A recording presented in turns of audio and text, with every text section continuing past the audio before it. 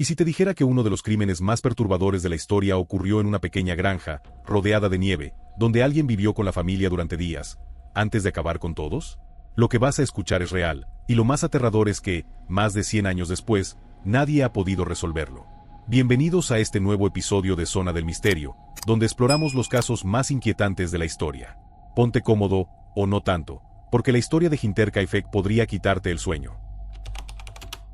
A finales de marzo de 1922, algo no iba bien en la granja Hinterkaifeck.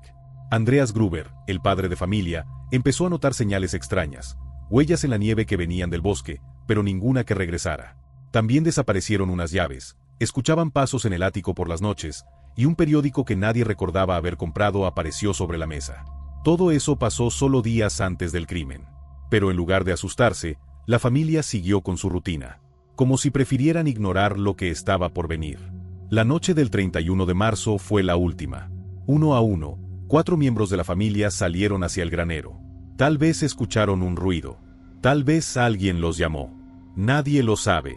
Andreas, su esposa Casilia, su hija Victoria y la pequeña Casilia, de apenas 7 años, nunca regresaron. Fueron atacados con una vieja azada, una herramienta del campo. Lo más espeluznante, la niña parecía haber quedado con vida por unos minutos.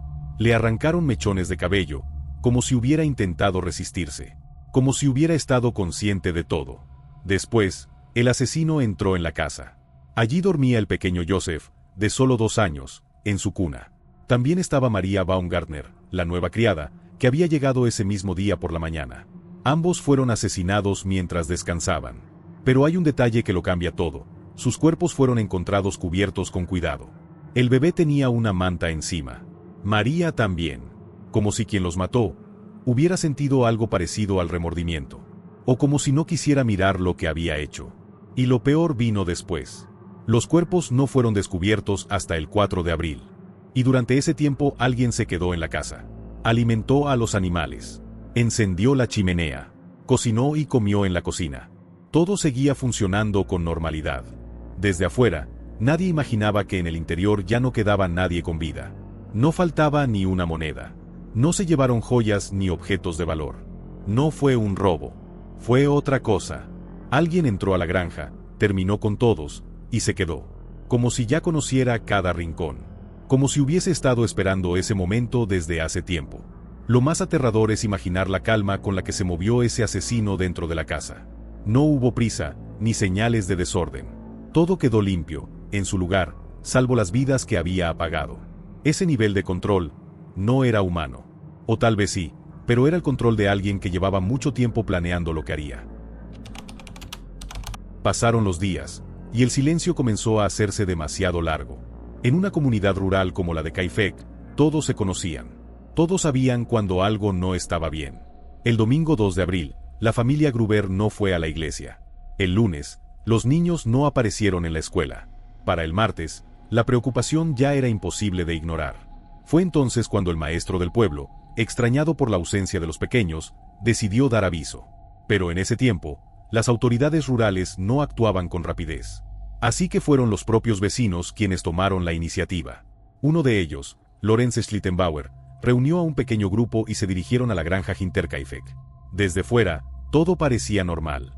Salía humo de la chimenea. Los animales estaban alimentados. Las puertas cerradas. Pero algo no encajaba, no había señales de vida. Nadie respondía. Nadie salía. Así que decidieron entrar. Lorenz, sin dudar, fue el primero en cruzar el umbral.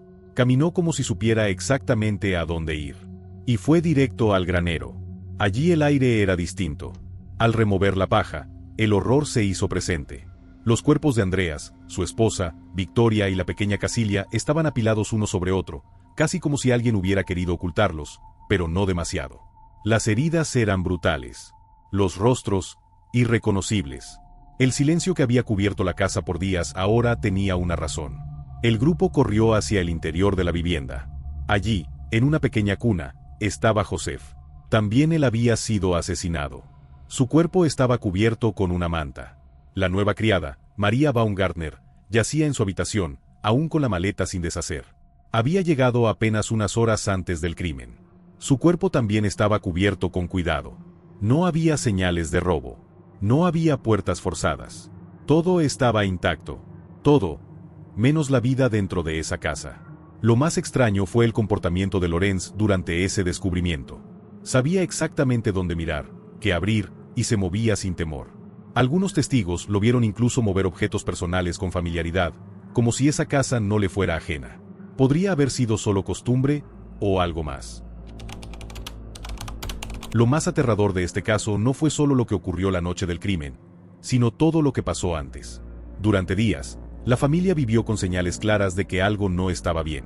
Andreas, el padre, fue el primero en notarlo. Una mañana encontró huellas frescas en la nieve que venían del bosque directo a la casa, pero no había ninguna que saliera. Alguien había entrado, y si nadie lo vio salir, entonces tal vez, nunca se fue. Las noches también se volvieron inquietantes. Escuchaban pasos y golpes en el ático, como si alguien caminara arriba mientras todos dormían. Revisaron más de una vez, pero no encontraron a nadie. A eso se sumó la desaparición de un juego de llaves. No había puertas forzadas. No faltaba nada de valor. Pero alguien se estaba moviendo por la casa, abriendo y cerrando, como si fuera suya. Y había más. En la mesa apareció un periódico de Múnich que ninguno recordaba haber comprado. No era de los que solían llegar a esa zona rural. Era como si alguien lo hubiera dejado allí, como una pequeña señal de su presencia. Como si disfrutara ver cómo la familia comenzaba a notar que no estaban solos. Pero la advertencia más clara vino de alguien que logró escapar. La criada anterior renunció semanas antes del crimen. Le dijo a todos que no pensaba volver, que la casa estaba embrujada, que sentía algo raro todo el tiempo. Una presencia. Al principio pensaron que exageraba, pero al parecer, fue la única que realmente escuchó lo que esa casa intentaba decir. ¿Y si esa presencia no era un fantasma, sino una persona real? Oculta entre las paredes, aguantando la respiración mientras todos dormían. Tal vez observando cada movimiento, cada rutina. Esperando. Ese pensamiento es quizás lo más perturbador de todo.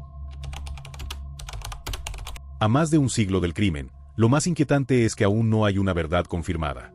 Pero sí muchas teorías. Algunas parecen probables. Otras parecen salidas de una pesadilla. La primera, y quizás la más conocida, apunta directamente al vecino, Lorenz Schlittenbauer. Él conocía bien a la familia, especialmente a Victoria. Se decía que había tenido una relación con ella. Y aunque nunca fue confirmado, algunos creían que él era el verdadero padre del pequeño Joseph. Pero si eso era cierto, entonces también existía la posibilidad de que Joseph fuera hijo del abuelo, Andreas, con quien Victoria había tenido una relación prohibida. ¿Celos? ¿Venganza? ¿Rabia? Lo cierto es que cuando Lorenz entró a la casa para descubrir los cuerpos, no mostró miedo. Abrió puertas que estaban cerradas. Caminó como si supiera exactamente dónde estaba cada cosa. Y eso, para muchos, fue más que sospechoso. La segunda teoría es la más escalofriante, la del extraño en el ático. Las huellas que entraban y no salían, los pasos por las noches, la comida que desaparecía, todo encaja con alguien que ya estaba viviendo dentro de la casa, escondido. Tal vez llevaba días, incluso semanas allí arriba, observando en silencio, esperando el momento justo. Y después del crimen, simplemente siguió viviendo como si nada. Cuidó al ganado, cocinó, encendió la chimenea. Como si la granja ya fuera suya. Como si hubiera estado ensayando esa rutina desde antes. Otra teoría habla de un crimen pasional o ritual. Victoria tenía secretos, relaciones complejas y enemigos posibles. Algunos creen que fue un ataque movido por celos, por rabia o incluso como un castigo moral. Hay quienes han llegado a mencionar símbolos, castigos y una especie de limpieza familiar. Es una idea difícil de probar, pero con un trasfondo emocional muy real. También está la teoría más oscura, el conflicto familiar. Está comprobado que Andreas abusó de su hija Victoria, y hasta fue condenado por ello. Algunos creen que Joseph no era hijo de ningún amante, sino del propio abuelo. Si alguien más sabía eso, un familiar, un conocido, alguien cercano, tal vez decidió hacer justicia por su cuenta. Tal vez esa fue la razón del crimen. El odio no vino de afuera, sino de dentro. Incluso algunos investigadores han sugerido que no hubo un solo asesino, sino dos. Tal vez uno actuó desde dentro y otro desde fuera. O quizás el asesino original fue manipulado por alguien más. La mente humana puede albergar monstruos, y en Hinterkaifeck tal vez hubo más de uno. Lo más aterrador del caso Hinterkaifeck no fue la masacre, fue la calma que la rodeó. La rutina siguió como si nada, los animales fueron alimentados, el fuego seguía encendido, la comida se cocinaba. Como si la vida continuara, sin vida dentro. El asesino no huyó. Se quedó. Se movió entre las cosas cotidianas. Se sentó a la mesa. Caminó por los pasillos. Habitó la casa como si siempre hubiera sido suya. Eso es lo que realmente hiela la sangre, que el mal no llegó como una tormenta, no rompió la puerta, no gritó. Se deslizó en silencio. Se mezcló con lo normal.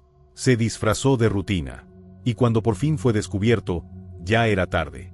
El crimen había pasado, y el culpable ya se había convertido en parte del lugar. Hinterkaifeck no fue solo un crimen sin resolver. Fue una traición a lo cotidiano. Una herida en el corazón de lo familiar. Nos obliga a mirar de nuevo aquello que damos por hecho. Las rutinas. El silencio.